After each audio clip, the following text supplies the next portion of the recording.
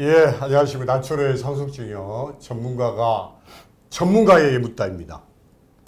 오늘은 한국납세자연합회 한국세무학회 회장 역임하셨고 현재 한국회계학회 회장이신 존경하는 우리 김갑순 회장님 나오셨습니다. 안녕하십니까? 반갑습니다.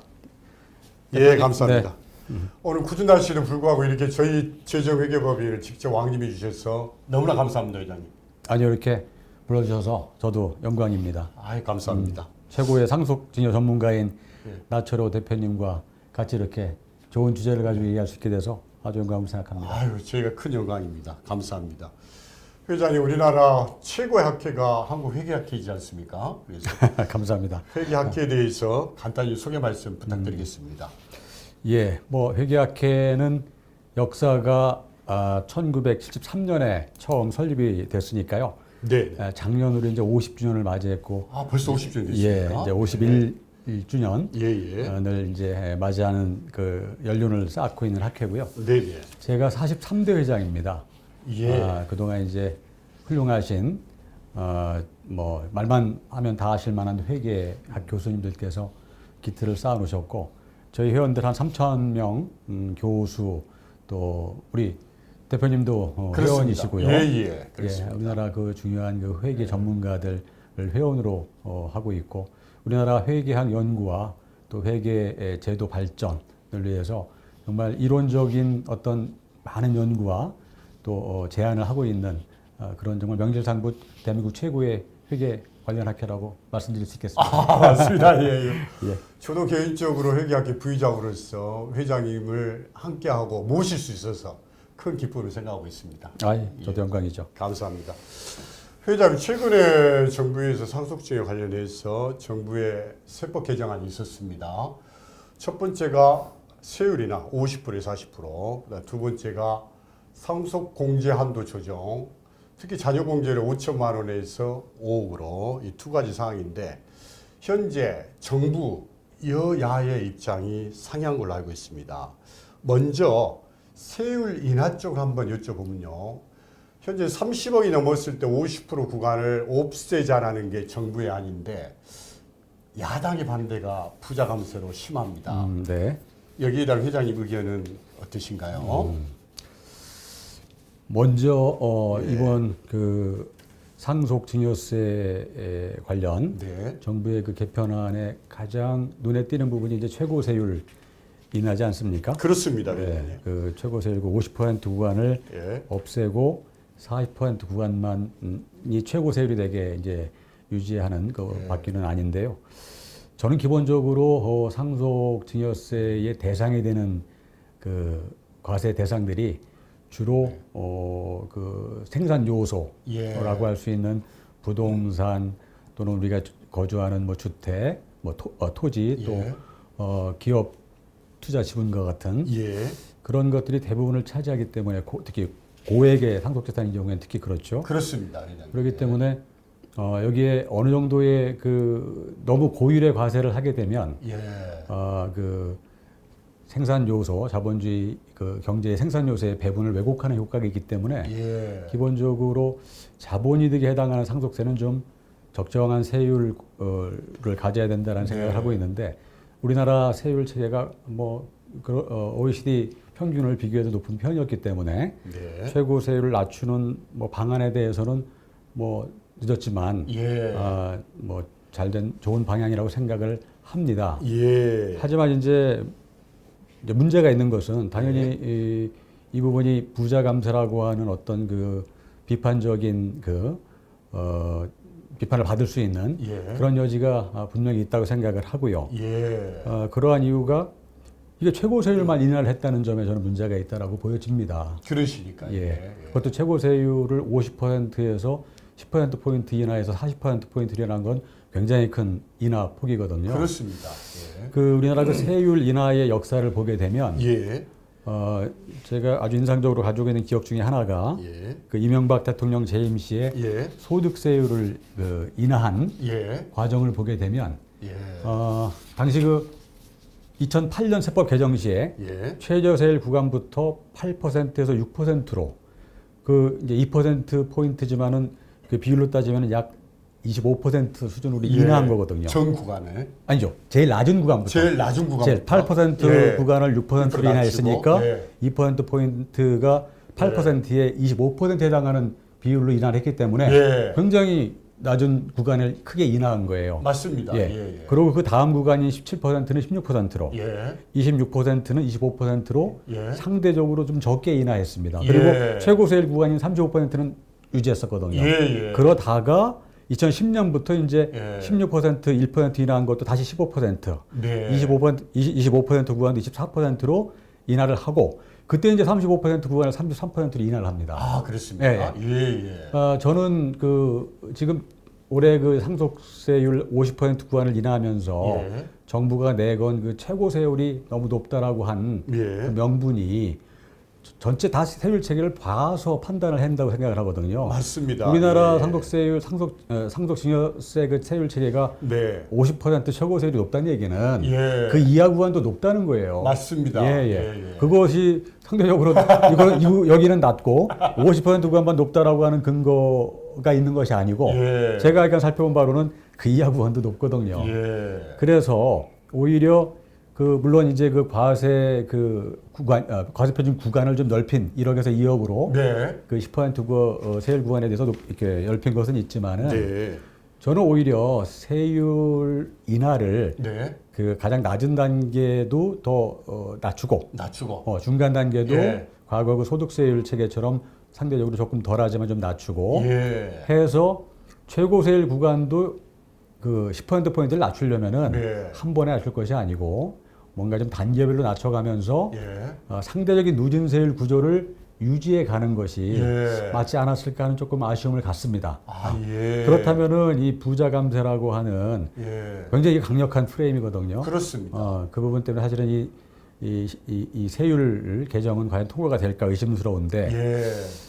그런 부분을 조금 더 자연스럽게 좀 반영할 수 있는 방법이지 않았을까 하는 좀 아쉬움이 남습니다. 예, 좋은 의견이십니다. 회장님, 제가 현재는 5단계 10에서부터 50% 초과 누진 세율인데 정부의 안은 30억 초과했을 때 50%만 사실 낮춘 거지 않습니까? 그렇습니다. 그것을 전 구간에 따라서 형평성 있게 골고루 균등성 있게 낮춰야 된다는 취지 그렇죠. 말씀이시죠? 맞습니다. 예. 좋은 말씀이십니다. 그다음에 세율에 관련된 히스토리를 쭉 설명을 회장님께 해주시니까 머리에 쏙쏙 들어오는 것 같습니다. 자, 두 번째는 상속공제 한도 조정입니다. 예를 들어서 자녀 공제를 5천에서 5억으로 늘린다. 자녀가 2명이라고 가정을 했을 때 기초공제 2억에다가 5천만 원이 5억으로 늘리고 두 사람이니까 10억, 12억에 배우자 공제 최소 5억을 넣으면 17억이지 않습니까? 맞습니다. 현행은 일괄 공제 5억, 배우자 공제 최소 공제 5억, 10억인데 정부의 안은 이렇게 해서 17억까지 가겠다. 네. 단 자녀 2명이었을 때 여기에 대한 회장님 의견 어떠신가요? 정부가 어쨌거나 밝히고 있는 이 공제 한도 인상에 대해서 정부는 뭐 중산층 다자녀 가구 세부담 경감이라는 또 취재하고 또 그동안 장기간 변화하지 않았던 공제액을 물가라든지 또는 자산가치 상승에 맞춰서 현실화한다 이렇게 얘기를 하고 있는데요. 재밌는 것은 이 현실화한다고 하면서 이제 자녀 별로 5천만 원에서 10배, 5억으로 늘렸단 말씀이죠. 그러면서 이제 다자녀 가구라고 하는 걸 슬쩍 끼워 넣었어요. 자, 그럼 향후 상속이라는 사건을 맞이하게 될 향후 20, 30년에 상속의 대상이 되는 분들은 지금 60대 아마 나이 분들까지라고 생각이 드는데 그분들이 그럼 자녀 공제 더 받으려고 지금 아이를 더 낳을 이유도 없고요. 다자녀 문제라고 한다면 지금 젊은 분들인데 그런 분들은 이 상속의 문제라고 하는 것은 앞으로 50년, 60년 언제 할지도 모르는 상황에서 여기에 다자녀라는 얘기를 넣은 것은 조금 뭔가 좀 안 맞는 부분이 있다고 생각이 들고요. 사실은 그 물가라든지 가치 상승분, 그동안에 공제를 그동안 묶어놓은 것이 제 기억에 아마 2016년인가요? 3천만 원에서 5천만 원으로 인상한 이후에 꽤 오랜 시간이 흘렀는데 그리고 워낙 그 금액이 미미하다 보니까 일괄 공제를 자연스럽게 택할 수밖에 없는 구조지 않았습니까? 그렇습니다. 그렇다면 적어도 이제 지금 시점에서의 이 부분을 상향시켜야 할 이유는 예. 그동안의 물가와 자산 가치 상승을 반영하는 것이겠죠. 예. 아마 여러 그 설문조사 등의 그 결과를 보더라도 예. 아까 그 우리나라 그 중산층에 해당하는 분들의 적어도 주택 한 채 정도가 갖고 있는 가치 정도는 자녀에게 물려줄 수 있는 정도의 예. 수준까지는 상속세를 납부하는 것이 좀 적절하지 않지 않느냐. 예. 그런 의견들이 그래도 국민의 많은 공감을 얻고 있는 걸로 보여져요. 예. 저는 그렇다면 그 부분에 집중을 해서 자녀의 다과를 너무 문제 삼지 않고 그런 수준의 일괄공제를 도입하는 것이 합리적이지 않겠는가 하는 생각을 갖습니다. 아, 그러시구나. 그래서 회장님. 그리고 참. 회장님. 그리고 이제 우리나라가 이번 정부에서 유산 취득세를 도입하겠다라고 했는데 그 부분 자꾸 고려하다가 이게 좀 멈춘 것 같아요. 그 논의가. 그러면서 그 부분을 좀 우회하려고 이게 자녀별로 이게 5억이라고 하는 공제를 좀 제시한 것이 아닌가 해서 뭔가 좀 방향성이 좀 명확하지가 않습니다. 그렇습니다. 그런 문제가 있습니다.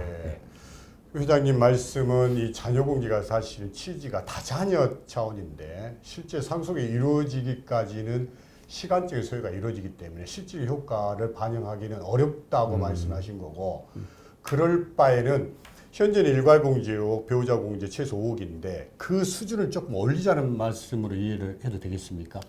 저는 뭐 이대로 통과가 돼도 뭐 나무랄 건 없겠는데 지금 민주당에서는 일괄 공제 폭을 갖고 이제 제안한 걸로 알고 있어요. 그렇다면은 그 수준이 좀 더 의미가 있는 좀 더 지금 이제 10억인가 얼마 제시한 걸로 알고 있는데 한 적어도 한 30억, 20억 정도 그 사이 선에서 결정되는 것이 타당하지 않을까 생각을 합니다. 알겠습니다. 한 20억 수 정도는 좀 되는 것이 바람직하지 않을까. 20억 정도. 일괄 공제로 간다면. 일괄 공제로 간다면 일괄 공제 10억, 배우자 공제 10억 해서 합쳐서 20억 그렇죠. 하시는 거죠. 예. 자, 그러니까 저희가 현재 상속세 구조 내에서는 배우자가 살아있는 경우에 상속재산이 10억이면 세금이 나오지 않습니까? 네. 근데 이것을 일괄공제, 배우자 공제를 전반적으로 좀 상승을 해서 최소한 20억 사실은 정도. 배우자 공제라고 하는 것은 큰 의미가 없어요. 우리나라 그 상속이라고 하는 것의 기본 구조가 세대 간 상속이기 때문에 사실 배우자 공제 10억 정도만 하고 너무 적죠. 오히려 배우자 간에는 공제액이 상향이 없는 수준까지 미국과 같이 이렇게 좀 대폭 밀리는 것이 맞다고 보여지고요. 세대 간 상속이라고 하는 그 기본 구조에 합당하려면 결국 진짜 상속은 부모님이 다 돌아가실 때 자녀가 얼마나 받는 것이 문제이기 때문에 그때 상속의 부담이 어떻게 되느냐의 문제로 상속세는 바라보는 것이 맞아서 그 배우자 공제 이것을 늘린다고 하는 것은 좀 크게 의미가 없다고 더 늘려야 되고 그것이 기본이지 우리가 포커싱을 둬야 할 부분은 사실 자녀로 넘어갈 때 그때 공제의 크기가 얼마냐 하는 것이지 않는가 싶습니다. 알겠습니다. 배우자 간에는 사실은 공제를 늘리는 것보다 배우자 간에는 세금 없이 넘어가야 한 주머니니까요, 사실은. 한주머니니까. 뭐 재산 분할할 때는 사실은 한도가 없지 않습니까? 진정한 상속세는 부모 때에서 자식한테 넘어갔을 때 내야 된다. 아주 좋은 말씀입니다. 그다음 회장님, 우리는 현재 증여세는 수중자를 기준으로 계산하는 취득과세형이고, 맞습니다. 상속세는 돌아가신 아버지 피상속인을 기준 유산세 방식입니다. 야, 최근에 회장님, 최상욱 경제부총리께서 어제 내년 상반기에 유산취득세법을 제출하겠다. 라고 해서 어제 역시 빠르시네. 그래서 야, 정부가 한 발짝 물러섰다가 이게 웬일입니까? 정부의 의지가 굉장히 약했었는데 내년 상반기에 유산취득세법을 제출하겠다라는 것을 보도자료 냈습니다. 어제. 그래서 회장님, 유산세에서 유산취득세 도입에 대해서는 정부에서도 유산취득 도입은 TF 조세 개혁단을 통해서 이것저것 액션을 취했습니다만은 굉장히 의지가 약하지 않았습니까? 그렇죠. 그에 대해서 어떻게 생각하십니까? 그래서 열심히 뭐 열심히 하느냐고 했다고 하겠죠. 하느냐고 한다고 할 것 같은데 저는 아마 또 그런 이유가 있을 거예요. 정부 입장에서는 이제 그 행정 또 이렇게 뭐라 그래요? 세금을 걷는 비용이라든지 예, 예. 현행 또 시스템을 바꾸는 문제 등등등 여러 가지 한꺼번에 고려하려고 하겠죠. 예. 그런 관점에서 본다 그러면 유산 취득세 방식으로 가는 게 행정적으로 복잡하고 예. 또 여러 가지 지금보다는 여러 가지 복잡한 문제가 있을 것으로 예상되는 것은 사실인데 네. 모두 우리 대표님 말씀하신 것처럼 유산세 방식은 돌아가신 분을 중심으로 하는 방식이란 말이죠. 예. 그분의 세금을 정산하는 의미가 있어요. 예. 그 기본적인 그 개념이. 근데 취득세라고 하는 것은 이제 그 상속 재산 중에서 그것을 이제 물려받은 예. 받은 사람이 를 기준으로다가 예. 이제 그 사람의 사정과 형편을 살펴가지고 과세를 하는 그런 방식이다 보니까 저는 당연히 이 과세라고 하는 것이 살아있는 사람을 중심으로 예. 돌아가야 된다. 예. 그리고 돌아가신 분을 중심으로 하다 보니까 굉장히 많은 추정이 들어가요. 맞습니다. 돌아가신 분이 예. 뭐 입증을 일어나고 입증을 할 수도 없고 그리고 자녀분들이 또 예. 아무리 부모 자식 지간이라 하더라도 부모님이 뭘 어떻게 했는지 다 세세히 알려주는 것도 아니고 네. 그러다 보니까 저는 그런 과정에서 실질보다 과도한 과세 문제가 일어나는 경향이 있다라고 예. 예. 보여지고요. 예. 그리고 이 상속이라는 사건이 많은 경우에 이제 크게 준비 없이 이루어지는 경우가 많다 보니까 예. 그 과정에서 국가 권력이 개인의 어떤 사적인 영역에 속하는 예. 그런 부분을 모든 걸 다 조사해서 결정하지 않습니까? 그렇습니다. 좀 예. 과도한 문제가 있어서 예. 국민의 어떤 그 개개인의 그 자유 예. 그런 문제를 침해하는 재산권 예. 그런 것의 문제도 있다고 보여져서 유산 취득세 방식으로 넘어가는 것이 자연스럽고 합리적이고 네. 비록 복잡한 행정병에 소요된다 하더라도 좀 더 합리적인 방안이고 예. 그리고 우리나라 같이 또 여러 가지 국민의 자산에 대해서 많이 파악하고 있는 국가가 세계적으로 없습니다. 아, 그렇습니까? 그런 예, 상태에서 그 자산이 자녀에게 귀속된 그것을 쫓아서 예. 그 자녀의 어떤 그 형편이나 사정을 고려해가지고 예. 그에 맞는 합당한 과세를 하는 것이 합리적이고 타당하다. 예. 그런 입장을 기본적으로 갖고 있습니다. 아, 예. 지당하신 말씀. 현재 상속세만 하더라도 납세 의무자는 상속인인데 과세 기준은 피상속이다 보니까 이게 언밸런스가 난다. 우리나라 상속 중에 가장 큰 특징이지 않습니까? 그렇죠. 그래서 회장님이랑 저도 마찬가지입니다. 그래서 이중과세 논란의 어떤 여지가 유산세 방식이 심하다 보니까 심하죠. 유산 취득세 방식이 논리적이다 볼 수가 있겠죠, 회장님? 논리적이고 합리적이고요. 합리적이고. 예. 살아있는 사람 중심의 방식이다. 예. 저는 그렇게 생각이 듭니다. 아, 예, 감사합니다. 우리 존경하는 우리 회장님께서는 우리 학계를 대표하는 세무학회 회장도 하셨고 현직 회계학회 회장으로 계시는데 최고의 석학이십니다. 과찬이세요. 아유, 별 저보다 말씀. 공부 잘하는 사람 많습니다. 예, 예. 우리나라 현재 상속증의 문제점, 그다음에 정부의 개편안도 나왔습니다만은 회장님이 생각하시는 가장 시급하게 우선적으로 처리해야 될 사항이 무엇이라고 생각하십니까? 예, 저는 그리고 아까 유산 취득세 그 방식으로 넘어가는 관련해서 한마디 더 첨언한다면 예. 저는 한꺼번에 넘어가는 것보다도 예. 두 제도를 동시에 당분간 유지해서 더 유지. 유리한 것을 택하게 하는 것도 하나의 선택, 납세자 선택. 방법이지 않겠는가 싶어요. 네. 그러다 보면은 자연스럽게 국민들이 유산 취득세에 관심을 갖고 예. 이 제도가 어떤 면이 더 합리적인가 예. 하는 것에 대해서 자연스럽게 예. 학습하고 선택할 그런 기회를 주는 것이 좋겠다는 생각을 갖고 있고요. 아, 예, 감사합니다.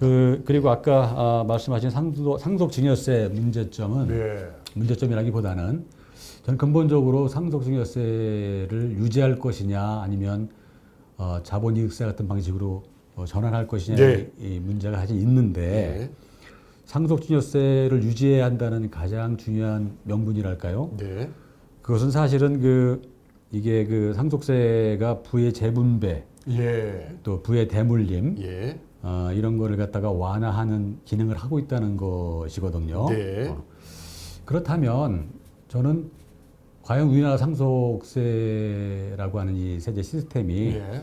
그런 그 본질적인 기능에 얼마나 역할을 수행하고 있느냐 예. 하는 것에 대해서 주기적인 연구와 분석 네. 그런 것이 이루어져야 된다고 생각을 합니다. 예. 이게 그 세금이라고 하는 것이 돈을 걷는 것은 사실은 쉬운 일이에요. 예. 예. 왜냐하면 세율 자체가 누진적으로 돼 있다 보니까 예. 더 상속해서 많은 사람이 더 많은 세금을 내게 되는데 예. 그 다음 단계인 부의 재분배라고 하는 것, 예. 물론 세금이 들어가서 골고루 쓰인다라고 하는 차원에서 이제 그렇게 볼 수도 있겠지만은 예. 그것이 그렇게 얻어진 재원이 과연 그 부의 재분배라고 하는 목적에서 어떻게 예. 사용되고 있느냐 하는 것이 복지 쪽으로 잘 가가지고 쓰인다라고 하는 그런 것이 이루어져야 되는데 예. 과연 그렇지 않고 희석된다면은 그냥 걷는 데만 집중하는 것에 불과하다고 보여지고요. 예, 회장님. 그리고 많은 상속재산의 상당 부분은 현금화하기에 문제가 현금화하는 과정이 좀 어려운 예, 예. 특히 비상장 주식이라든지 예. 또는 뭐 토지도 그렇고 예. 대부분 부동산이 좀 그렇죠. 현금화하려면은 당장 그 손실을 보고 팔아야 예, 되는 경우도 예. 많이 있죠. 시세보다. 그렇게 되면은 그 경제학 이론에 따르면은 그 생산 요소의 그 효율적인 배분을 가로막는 요소가 될 수 있거든요. 예, 예. 그런 그 효율성의 감소라고 하는 보이지 않는 비용도 있기 때문에 예. 상속세의 유지라고 하는 것이 과연 우리 사회 전체적으로다가 예. 어떤 의미가 있는가에 대해서 저는 물론 저처럼 이제 연구하는 사람들의 몫이기도 합니다만 국가가 이 부분에 대한 연구를 게을리하지 말아야 될 것으로 보여지고요. 네. 기재부에서도 그 세제발전심의위원회 운영하면서 예. 이런 부분을 좀 별도의 분과로 구성을 해서 예.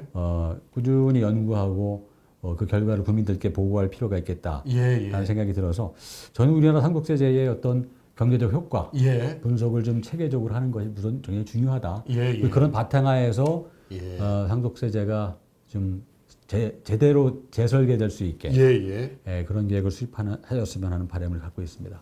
정말 우리나라 상속세 체계에 대해서 대승적 관점에서 큰 시야에서 말씀해 주셨고 회장님 말씀 그 가운데 자본이득세 개념 저는 이 개념이 굉장히 중요하다고 생각이 되는데 상속 재산 중에서 부동산이 차지하는 퍼센트가 한 3분의 2 정도 되는 것 같습니다. 적지 않죠? 예, 그러다 보니까 상속세를 신고했는데 상속세를 낼 돈이 없는 거예요. 그렇습니다. 저는 이것도 선택할 수 있게끔 했으면 좋겠습니다. 언제까지?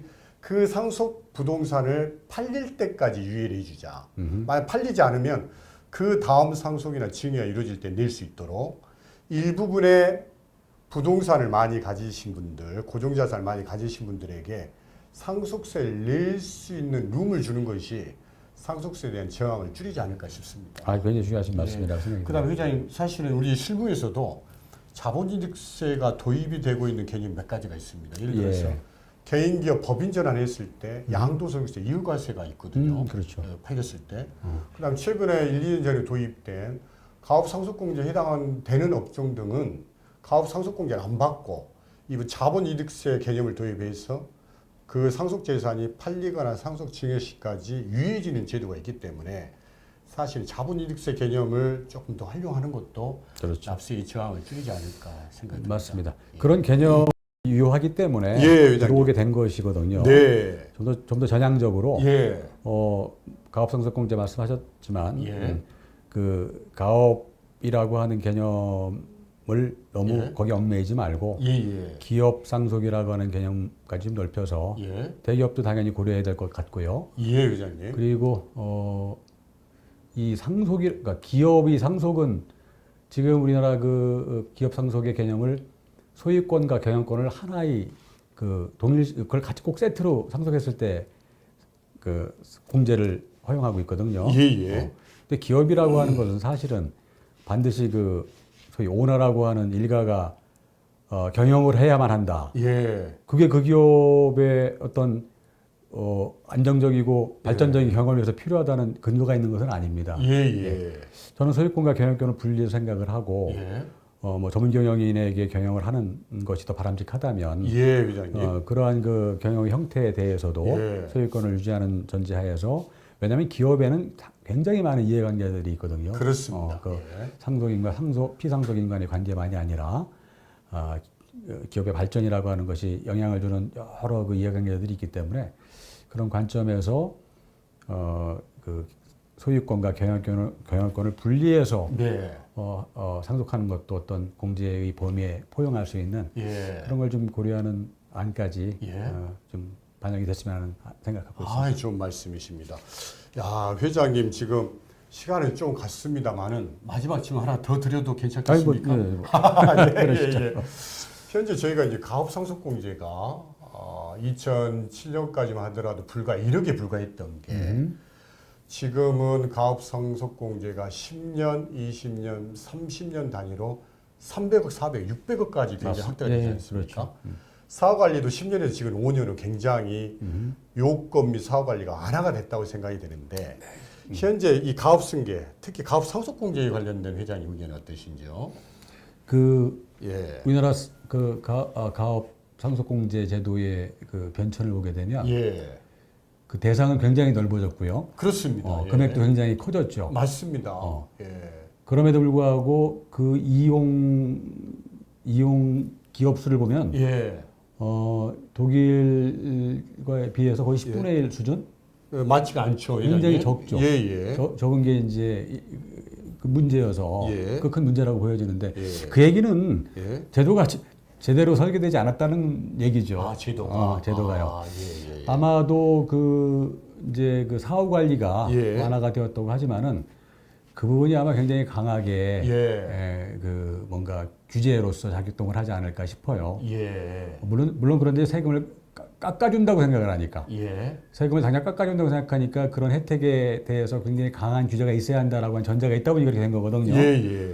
근데 가업상속공제는 이게 그 사후 관리를 만들어 놓고 그거를 만약에 어기게 되면은 이자까지 서가지고 도로 걷어가지 않습니까? 맞습니다. 그렇기 때문에 어떤 면에서는 좀 규제를 완화를 하고 그 완화된 그 사후 관리 이 규정을 어겼을 때는 또 그런 방식으로 가져가면 되니까 기업들이 그 방식을 그게 너무 사후 관리 때문에 이걸 고민하지 않게 그게 아까 제가 말씀드렸던 그 소유권과 경영권의 분리도 맞습니다. 그 중에 하나가 돼야 하지 않겠는가 하는 생각이 들고요. 그리고 그걸 굳이 꼭 이렇게 가업이라고 하는 그러니까 중견기업 지금 한 매출액 5천억인가요? 그렇습니다. 5천억 미만까지. 매출액 5천억이면 굉장히 큰 기업이에요. 그렇습니다. 그것도 가업이라고 볼 수 있겠어요. 그러니까 막 넓혔거든요. 그러니까 또 너무 넓힌다는 비판이 있어요. 그러니까 그런데 또 그 강화하는 거예요. 그 사후 관리를. 그러다 보니까 문은 열어놓고 또 들어오는 건 굉장히 좁혀놔서 그럼 지나가는 것은 적게 만들어오는 측면이 있거든요. 회장님. 그래서 이 제도의 그런 그 문제를 사실 문제가 있다는 저는 시그널로 생각하기 때문에 많은 기업가들이 쉽게 선택할 수 있는 대기업도 그 안에 범위에 당연히 포함시킬 수 있는 방향으로 그렇게 좀 제도가 개선이 될 여지가 있다고 생각을 합니다. 말씀 감사합니다.